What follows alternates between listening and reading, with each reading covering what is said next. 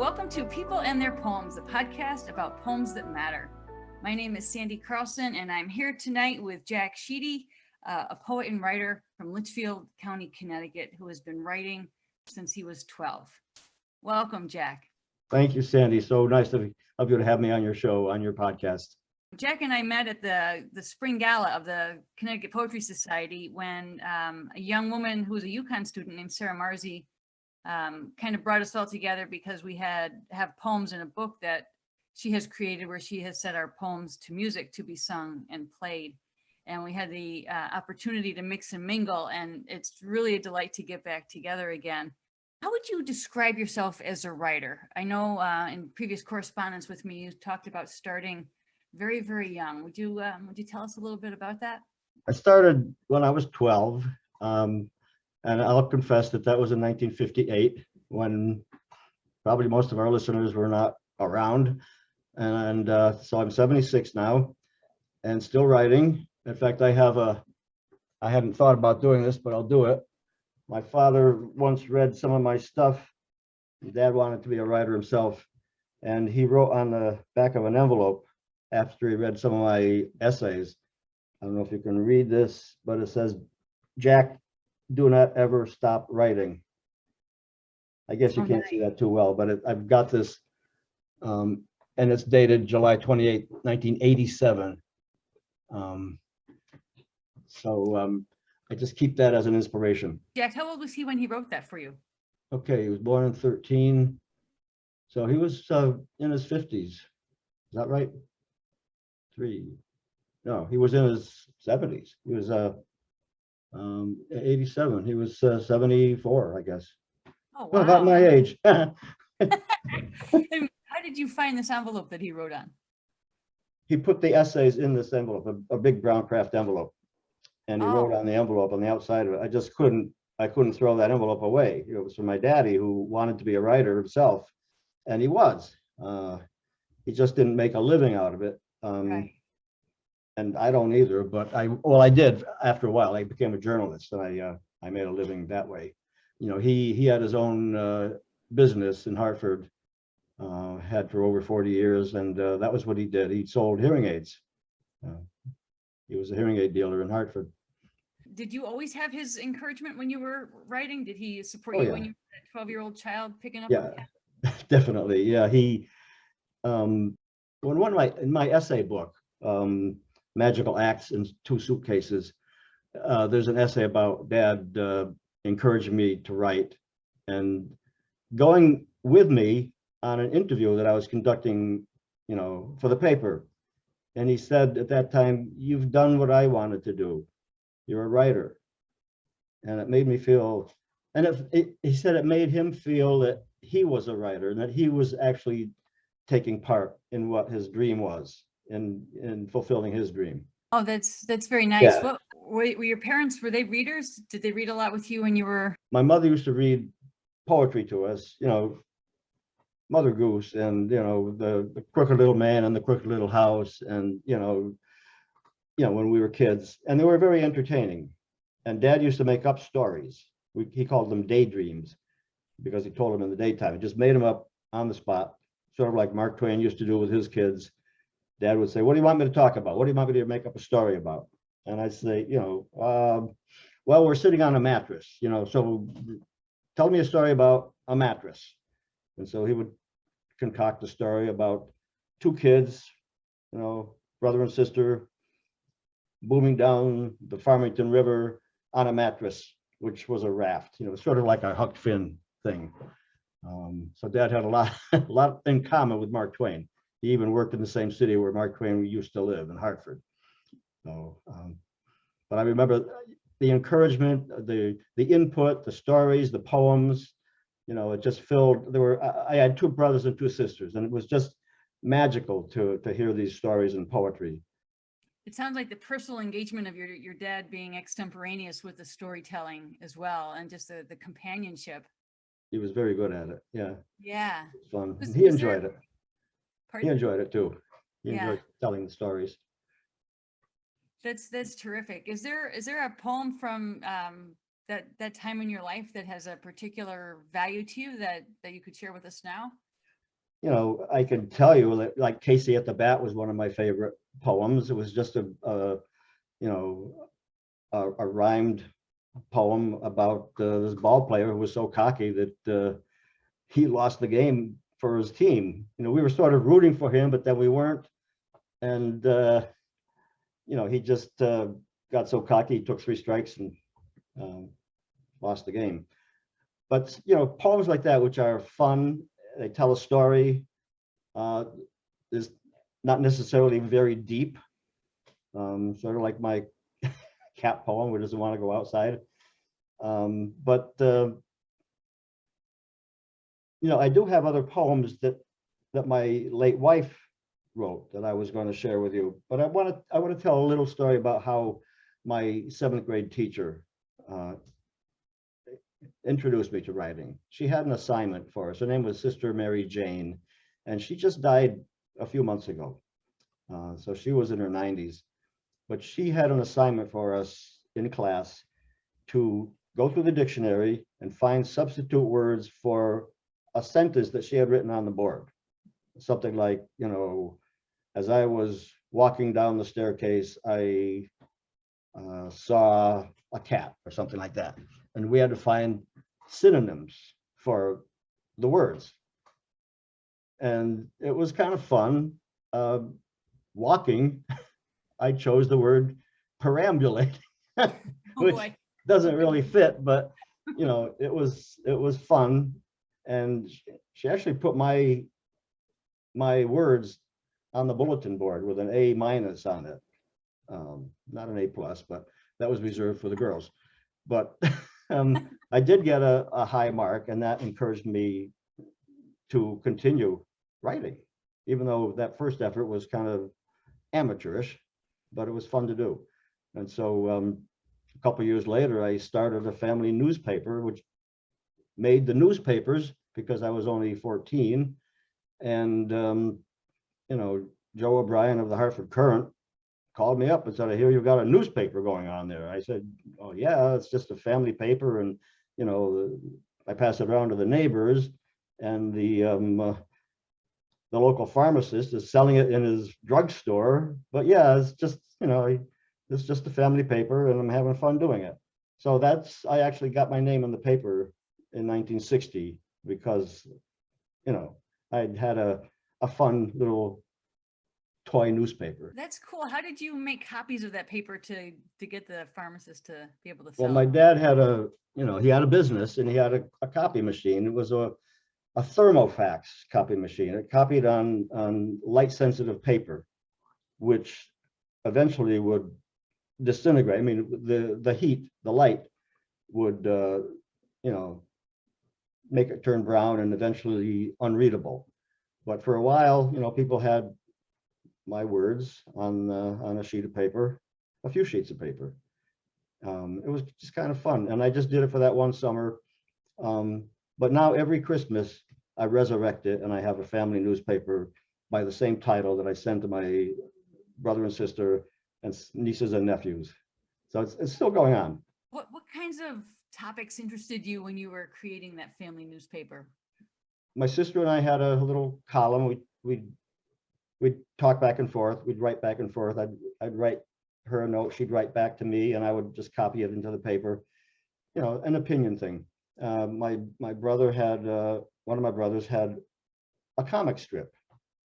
My other brother had an occasional family story to tell. And then when we branched out to the neighborhood, I would write about, you know, so-and-so was on vacation. And we even had a guest columnist, a neighbor about a mile away, wrote about day trips that her family took.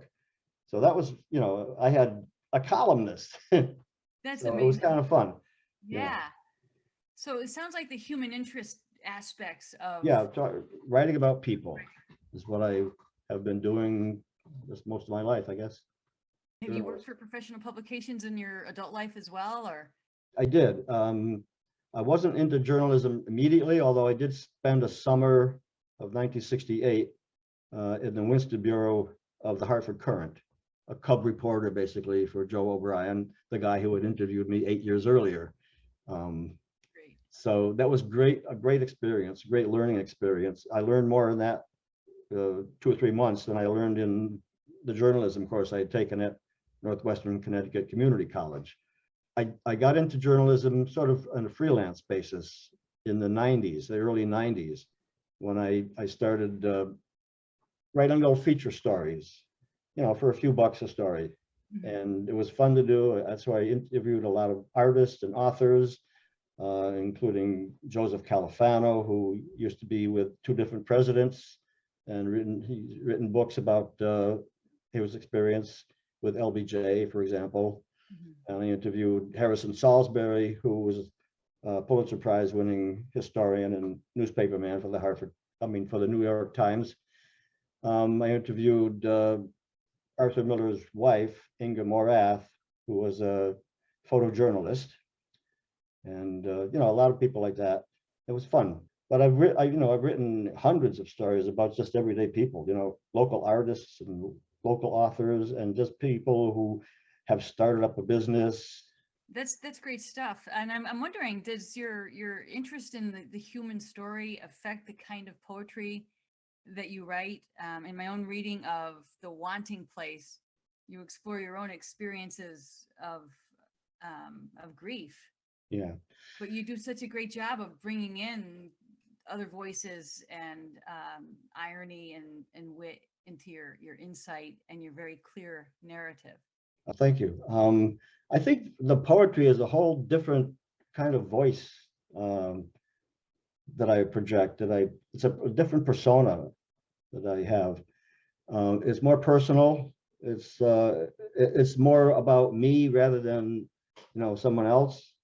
And it's sometimes difficult to get inside yourself and write, you know, about yourself when you know, it's easier to write about somebody else, and you don't have to, you know, be invested that too much in that person.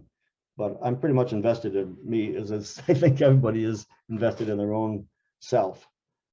But it's hard to get in touch with some of the feelings, and that's what poetry helps me to do.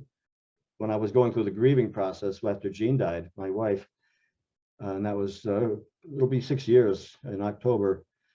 But when I was going through that, I was able to, in fact, I couldn't help it, separate myself.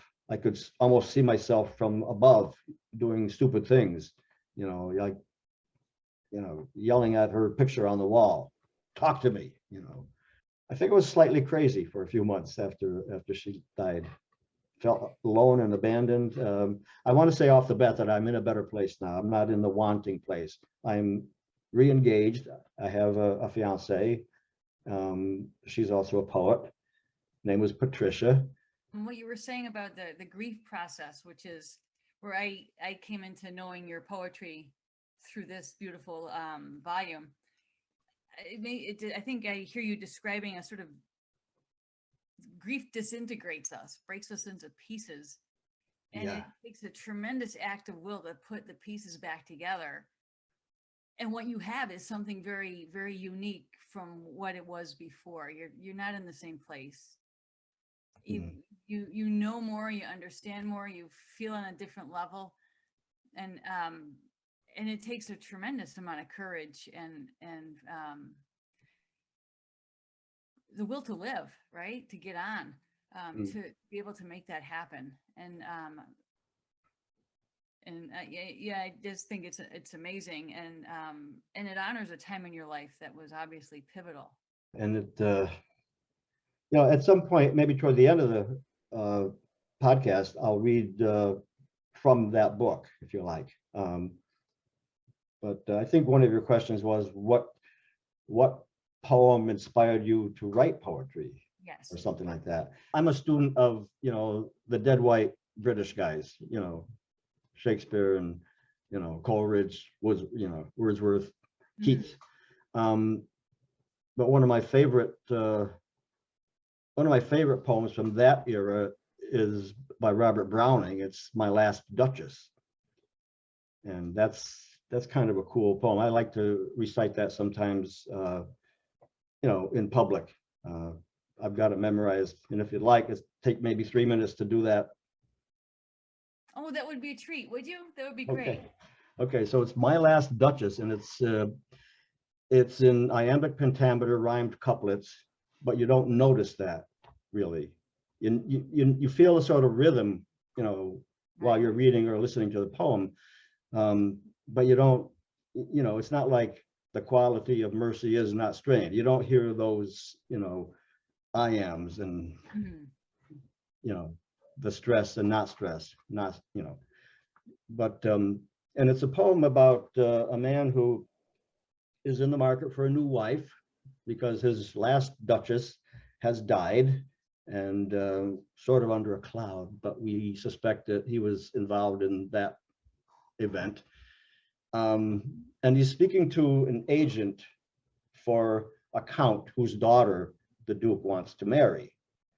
And so they're in a studio in the Duke's home, and the Duke puts back the curtain and displays this painting.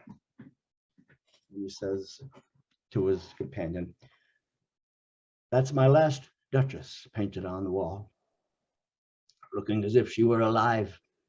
I call that piece a wonder now. Frau Pandolf's hands worked busily a day, and there she stands.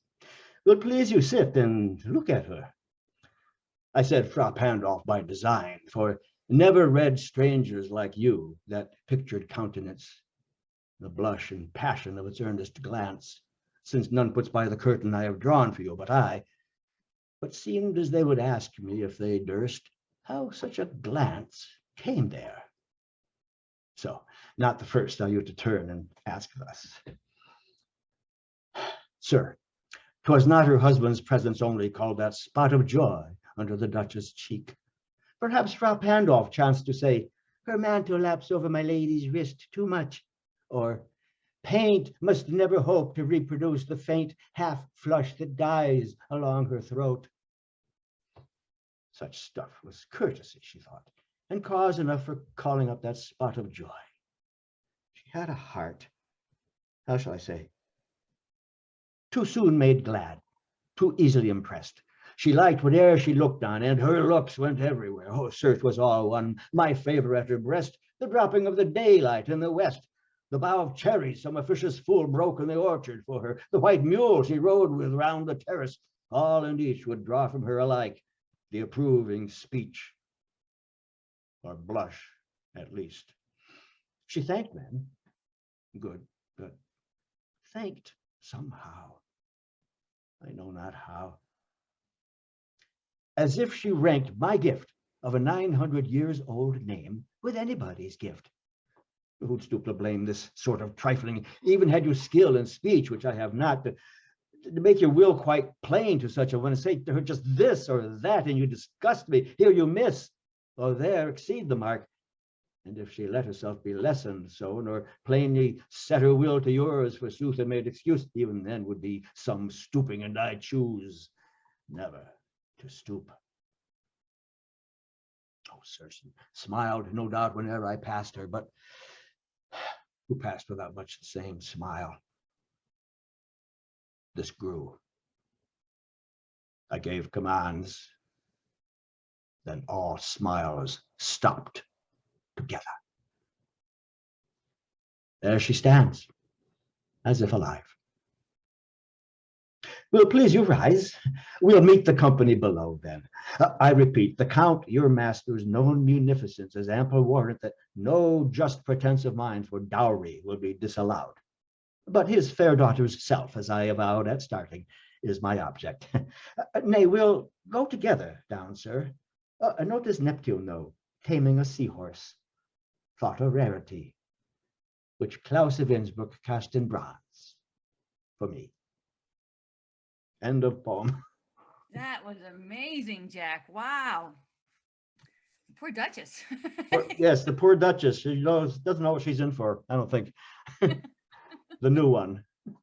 From classical poetry, that's, I think, one of my favorite dramatic irony poems, a dramatic monologue. Mhm. The speaker sees his last duchess in a certain light, unfavorable, but to the reader, the listener, she's a sweetheart, right? I mean, she's That's an innocent, wonderful, friendly, smile for everyone type of person. What's wrong with that? Except that he was jealous. In your delivery, his suspicious pride definitely comes through. Thank know? you. Yeah. And his respect for power as well, I think, Yes. Yeah. So when did you commit that to memory? Probably shortly after I first was introduced to it in the 60s, in 1966, I think it was, when I took a British literature course, and our teacher, instructor, Marion William Edwards, told us, this is a dramatic monologue and it's filled with dramatic irony, which he explained to us meant that the speaker is not aware of that his words mean something different to his listeners than they mean to him, to himself. So that kind of got my attention, and I thought this would be fun just to memorize, because I do a little bit acting once in a while. I have in the past anyway, and I've written a couple of plays, So I'm sort of a ham. I'm a show off. I like to get up in front of a crowd and. Well, you know what? I think we talk nowadays about spoken word poetry, and for example, Amanda Gorman's speech at the last inauguration, and the wordplay and the attention to sound effects. But poetry is an oral tradition, and the sound of the language is an inherent part of Yes. the experience of the story or the emotion of the poem, and you capture it so well, yeah. and it's a great reminder. And poetry is meant to be memorized, I think. The rhythm and the rhyme help you to memorize, and it's also meant to be sung. The first, the old poetry from thousands of years past, there was hardly anybody could read or write. So they would listen, they would hear. Like Homer wrote this whole book, and he had, the Odyssey and the Iliad. He memorized it. He couldn't even read his own book, but he could speak it, and I think it was sung too. So the singing, the sound, the repetitions, the meter, all help you to remember these words. That's what poetry is. Do you feel that the musicality of poetry is a feature of your own work? Some of them are. Some of the poems that I've written are musical in that respect. I've got several poems in this book that are in, a formal, they're formal poetry. They have meter and rhyme. Most of them don't, I think, but they all have a certain inner rhythm, I think. So, and inner rhythm, and I noticed also there's a structure that guides the reader through the poem in a very nice way. thanks. Even some of your uses of formatting, like italics, it just the way you create the dialogue and the interplay between the voices. Oh, that's in the Wanting Place poem. Yeah. Yeah. And we don't want anybody to think that you're a one book kind of guy there, Jack. So you've got The Wanting Place, but you've also got what are your other books? The other books are Sting of the Heat Bug, which is 2012. That's 10 years now almost. That was published by Signalman Publishing. It's a memoir of my growing up years from early 50s to about 15 years ago, I think. So most of my life up until around 2015 or something like that, or 2005 rather. Most of my life up to that point. And that's about, it's centered around the death of my older sister, Peggy, which,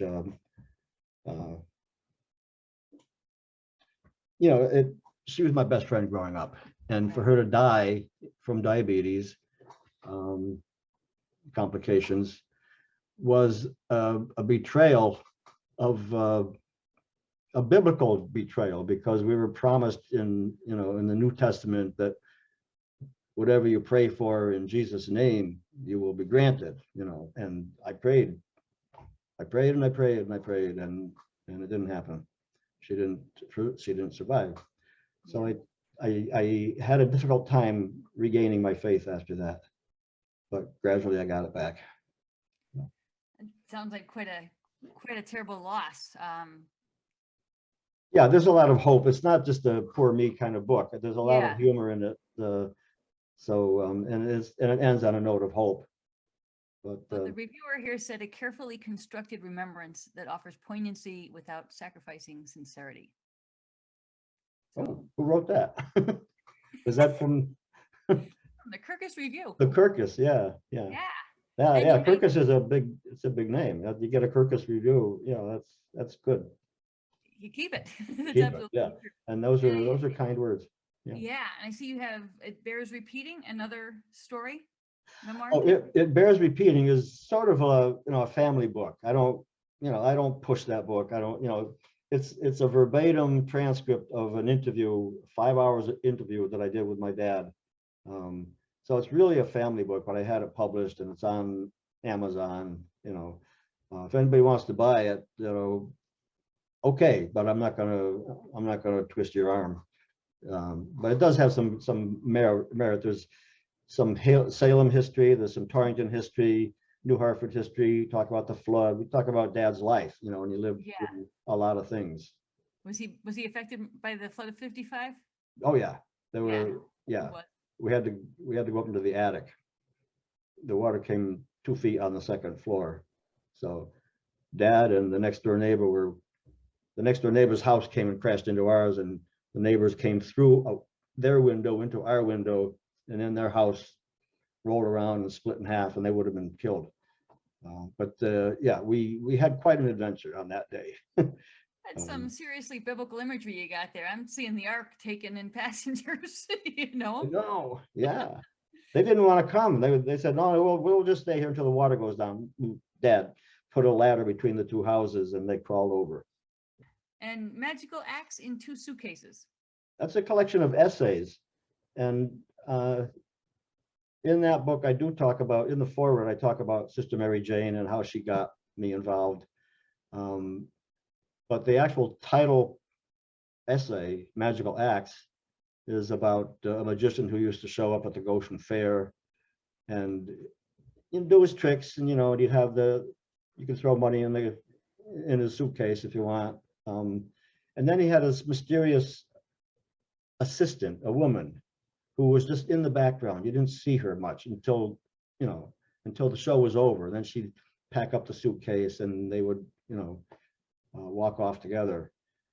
And then that reminded me that in the essay, I talk about my dad going on his business trips once in a while to Pittsburgh or Boston. And my mother was the one who packed his suitcase. She was the invisible assistant, off stage. And one day, Dad and Mom eventually died. They, after taking care of each other, they were doing the magic of caring for each other. And then after Dad died, I found this suitcase and we put it in a tag sale. It was one of the suitcases he used to take on his business trips. And my brother Tom had an estate sale in his yard, and everything sold except the suitcase. And then a Subaru pulled up and a man got out, and I couldn't really see his face, but he asked how much for the suitcase. $2. The guy reached up in the air, pulled down a business card with his name and his services as a juggler.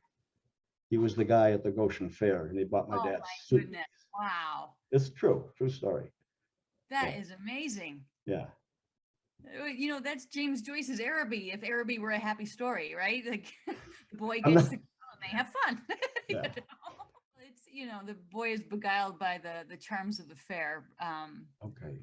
And there's a love interest, but it just doesn't work out. It kind of fizzles. But your story has a very different ending. A happy marriage. The magician comes back full circle. It's sort of an O. Henry twist Yeah. at the end, I think. Yeah. But it's a true story, which is kind of cool, So That I have is essays like that in the book.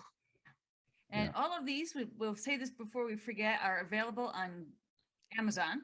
Or on jacksheedy.com too. would you care to read for us some of your Sure. own work, or Yeah, Jean's work? I would like to read the first poem that my wife, Jean, read to me, on the night that we met, actually. You Oh, know, wow. I would, I was going through a divorce. I was already divorced. And it was 1987. She had gone through a divorce and she was looking for a partner. So she put a personal ad in the paper. This is before the internet, took over that job. And said she was a really nice woman looking for a man of integrity and intellect, but I applied anyway. So, Jeez. and we met in a restaurant, a clean, well-lighted place. And I asked her, you're a poet, right? Why don't you recite one of your poems to me? She said, well, I don't usually memorize my poems, but there's one that I do remember. This is 1987. There's one that I do know because it's short, and it's called Close But Not Touching. And this is a poem about a marriage that is on the rocks, and the husband and wife are, sleeping in the same bed still, but not intimate, not touching. And the marriage there's something wrong with the marriage. So close but not touching.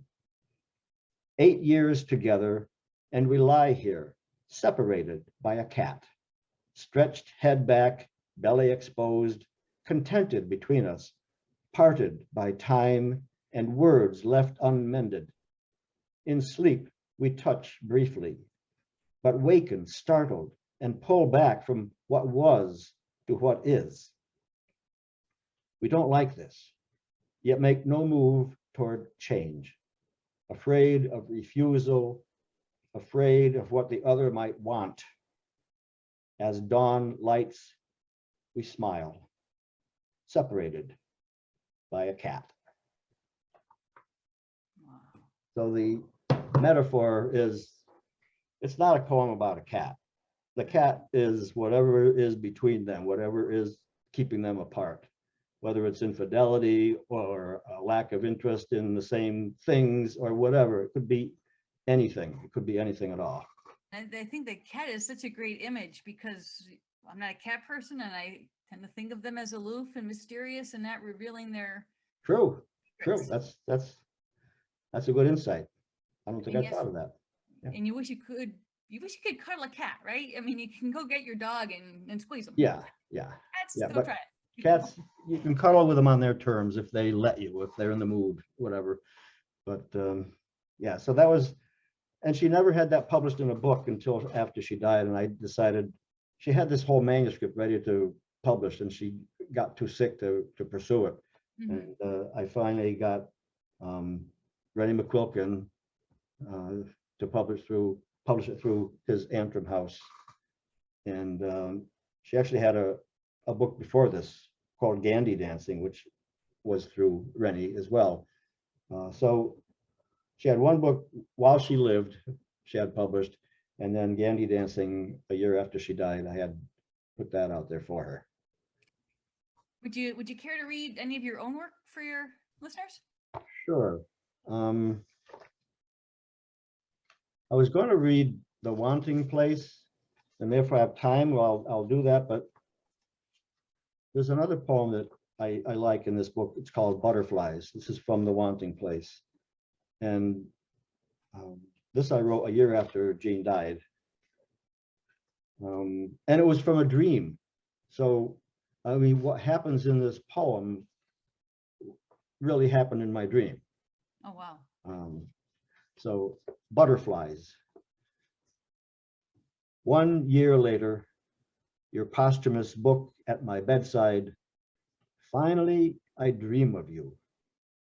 Not the woman I met 30 years ago, unstoppable, taunting me to keep up.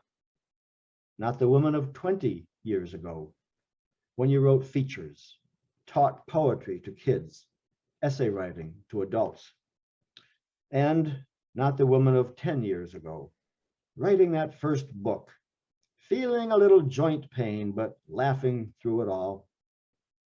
In my dream, you were the frail wife I lost, the woman who ached all over, needed my arm to lean on, Let me walk to the hilltop, you said.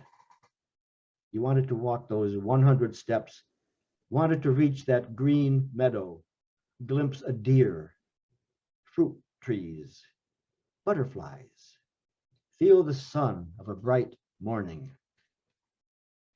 I offered my arm. I can do this, you said, and walked out of sight to the hilltop.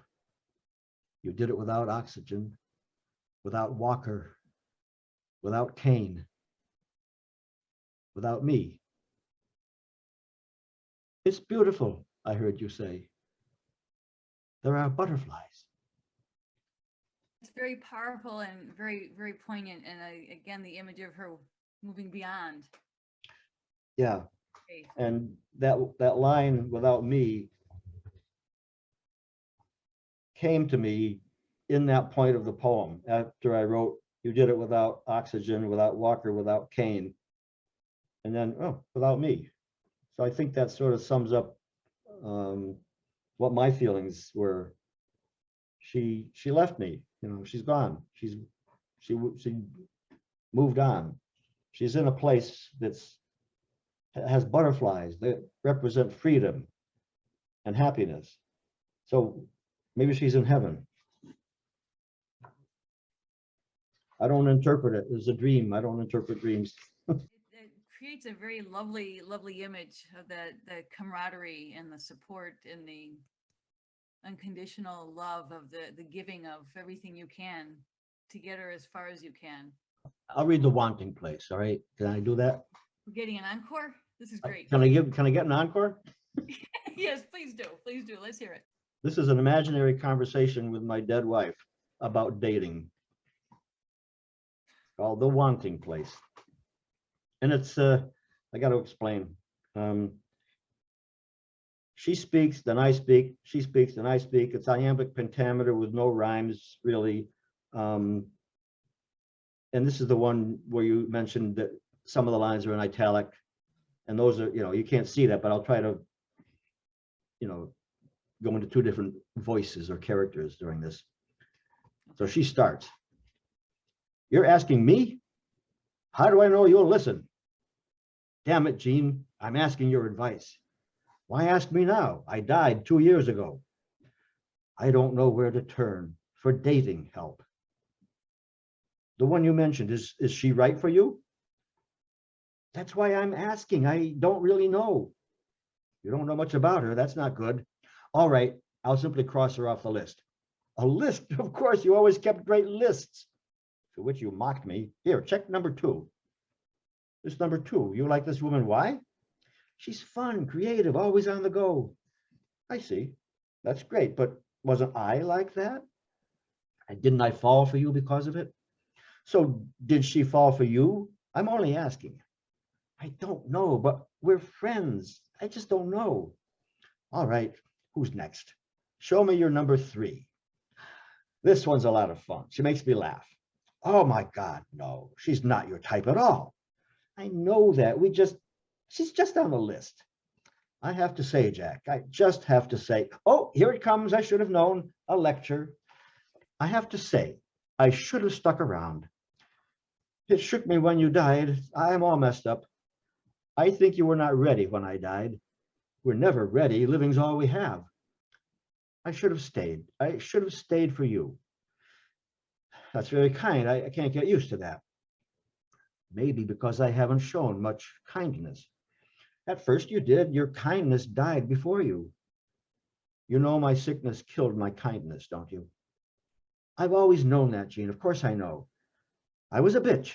My pain just overwhelmed me. I think you know I know that and forgive you. These other women, will their kindness last? How can we know? Will my own kindness last? Don't make me cry, Jack. I don't have a Kleenex. No Kleenex for the dead? That's so unfair. You still can make me laugh. I should have stayed. I hear your laughter in these other women. You only see them from a wanting place. A wanting place? You still can turn a phrase. But so can you, Jack. Isn't this your poem? It sort of is, but isn't it yours too? I think it helps you that you think it is. I think it does. But Jean, I need a partner. She will appear. These women are for practice. I'll let them know that. They will be delighted. Shut up and listen. Don't expect so much. Do I expect or do I only wish? No woman wants a man who needs too much. No woman needs a man who wants too much. Slow down a bit. You'll know her when you see her. We did it right. You'll do it right again. Wow, that was fantastic. What a conversation. And I think I am doing it right again with Yeah. with Patricia. You know, we have a good beginning, and we are on the road to a full and happy life together.